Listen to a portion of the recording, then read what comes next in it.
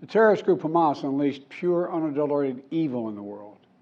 But sadly, the Jewish people know perhaps better than anyone that there is no limit to the depravity of people when they want to inflict pain on others.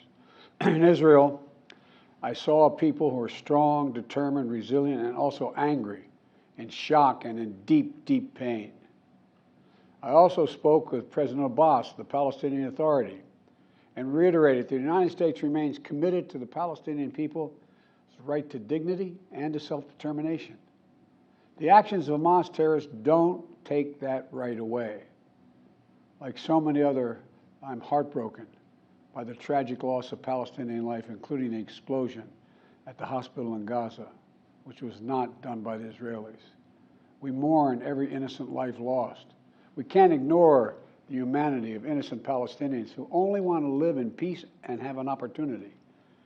You know, the assault on Israel echoes nearly 20 months of war, tragedy, and brutality inflicted on the people of Ukraine, people that were very badly hurt since Putin launched his all-out invasion.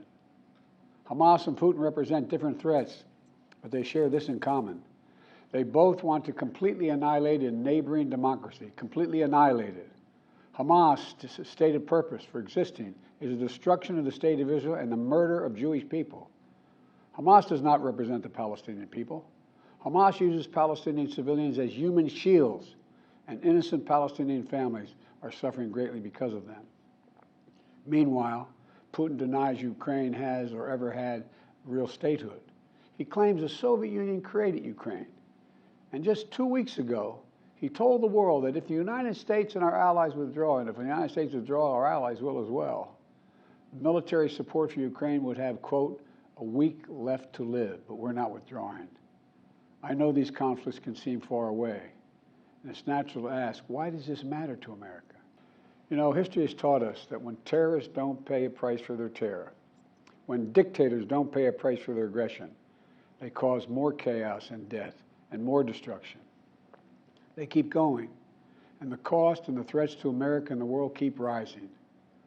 So if we don't stop Putin's appetite for power and control in Ukraine, he won't limit himself just to Ukraine. American leadership is what holds the world together. American alliances are what keep us, America, safe. American values are what make us a partner that other nations want to work with. To put all that at risk, if we walk away from Ukraine, if we turn our backs on Israel, it's just not worth it. That's why tomorrow I'm going to send to Congress an urgent budget request to fund America's national security needs, to support our critical partners, including Israel and Ukraine. Is a smart investment that's going to pay dividends for American security for generations. Help us keep American troops out of harm's way. Help us build a world that is safer, more peaceful, more prosperous for our children and grandchildren. In Israel, we must make sure that they have what they need to protect their people today and always.